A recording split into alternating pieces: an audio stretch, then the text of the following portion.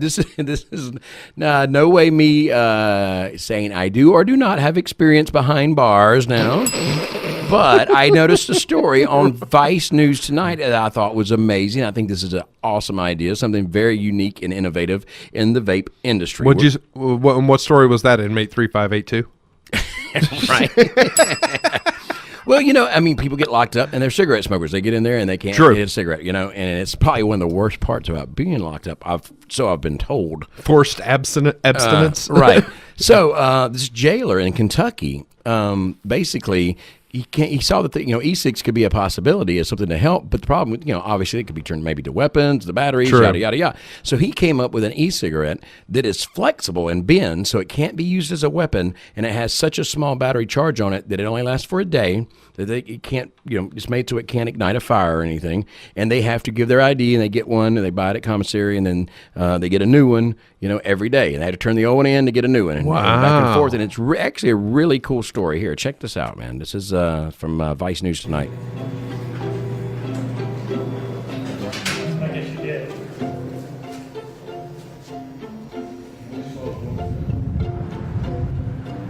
Nice music, I know. Yeah. It's just showing pictures of his jail, basically, saying this Kentucky jailer couldn't find e-cigarettes. I try to get to, one or two shows a year, like the American Jail Association or the American Corrections Association.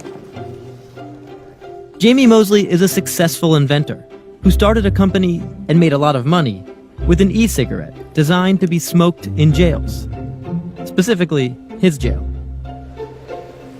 How we doing on time, do you know? 15 minutes. Looks like a standard Mosley is the cigarette. jailer of Laurel County, Kentucky. He says he came up with his e-cigarette, which he calls Crossbar, out of necessity. When I developed the product, it was really not with the intention of starting a company. I was just trying to solve a problem within my own facility. Kentucky banned all tobacco products in jails in the mid-2000s over concerns about secondhand smoke. It may have made inmates healthier, but Mosley says it also made his life as a jailer a lot harder. Many of these inmates are coming in a very intoxicated state, whether that be from drugs, heroin, coming off of all of that, and then without a cigarette at the same time, sometimes can create very, very volatile situations. The idea for a jail-specific e-cigarette came quickly. Figuring out how to make one that inmates couldn't use as a weapon took a little longer. One of our main objectives when we started was to be able to do this. Wow. Everything out there had a metal casing or was a very, very hard plastic casing that could be hammered down into a shank. We addressed that fairly easily, but we also wanted something with a very low voltage so that you couldn't utilize it for an ignition source to start a fire with. But we wanted something that was very... You got to think of everything like that. You do, and that's the big advantage, I guess, that I have. I live with 550 inmates every single day, and I understand their behavior. Third floor. All right, anybody need e-cigs today? Sir. Okay, so you're going to get the inmate's ID, make sure he is who he is, give him his ID back. Next thing you want to go do is you're going to check and make sure this is the one I sold him last time I came around. These men in Mosley's jail are part of a specialized drug rehabilitation program. For them, e-cigs are a useful crutch. How'd you end up here? Well, my drug addiction led me here. A cocaine charge and a theft charge. And I've been here going on 90 days. Were you in other facilities where they didn't have any e-cigarette option? Yes, I've been in other facilities. Fayette County has no e-cig option down there. So what's that like when you show up there and you have nothing? Oh, it's nerve-wracking. It's, you can imagine going from smoking 2 packs of cigarettes on the street to nothing. What'd you think when you got here and found out they had this? I thought I was in heaven for a minute, if you know the truth about it. Mosley's invention may help keep inmates happy, but it's also a lucrative business. Crossbar is available in some 33 prisons and jails nationwide, and the company is expected to do $3.5 million in sales this year. They are also, of course, kind of a classically captive audience for your own product. They're addicted. Yeah. And they don't have any other choices. We're not trying to capitalize on or develop a customer base, to sell to these people beyond release. It's a tool, and it was designed for the benefit of the facilities, and if it helps them to cooperate and keeps my officers safer, I think that that's a win-win for everybody. It also means a lot of revenue for the jails. They buy each e-cig from Mosley for $2 to $3 and then sell them to inmates at $10 to $15 a pop. Damn. At Mosley's jail, which buys the e-cigs at cost, the proceeds are put back into things that benefit inmate welfare, something Kentucky state law mandates. So one of That's the first good. things that we did was we brought in an electronic health record system. This is an item that a typical jail would not be able to afford. With everything that we got was about $75,000. And we were able to purchase that through our commissary proceeds, the profits that were generated from the sale of our electronic cigarette. Are you going regular or menthol today? Regular, sir. Of course, the people who pay for these benefits are the inmates themselves. It's considered a luxury, yeah. It is considered a luxury a little bit. Definitely exclusive items. My dad's, he's the one buying them for me, so I don't like to ask for anything. So the cost of them kind of keeps me from smoking them as much. We heard they're the number one purchase at the commissary. Oh, I'd imagine they probably are, yeah. So are you helping inmates, or are you also kind of exploiting them too? I think that's a great question. I think the same thing can be said for, should we be giving them caffeine?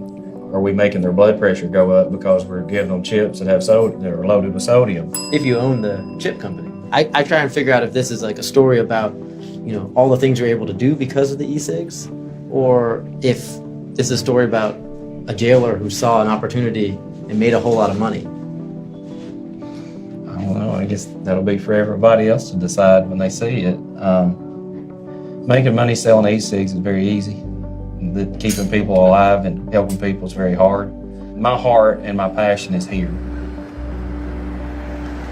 There you go. Laurel County, was it Kentucky? Yes. Huh.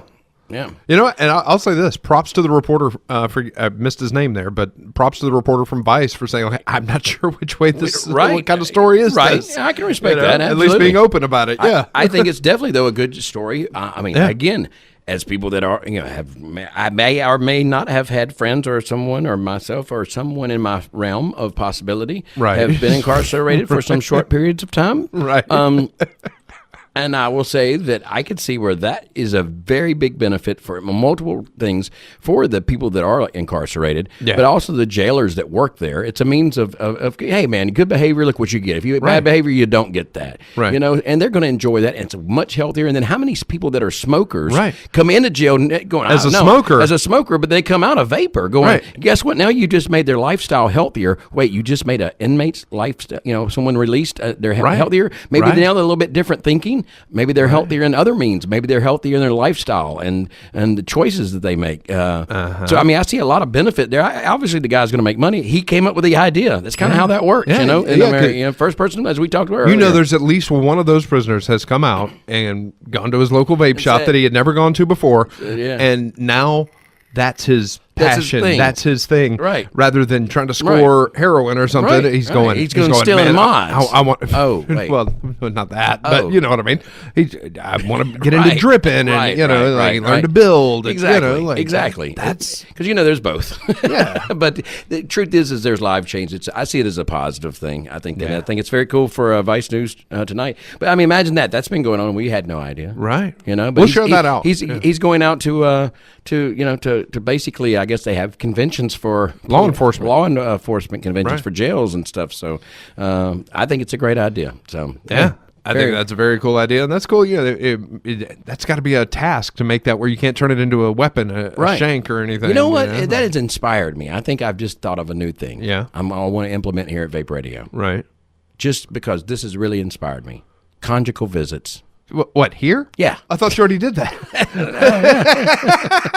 See, we should make it okay. Put it in the handbook. It should be okay. I don't know. It should be allowed. We'll check with your parole officer.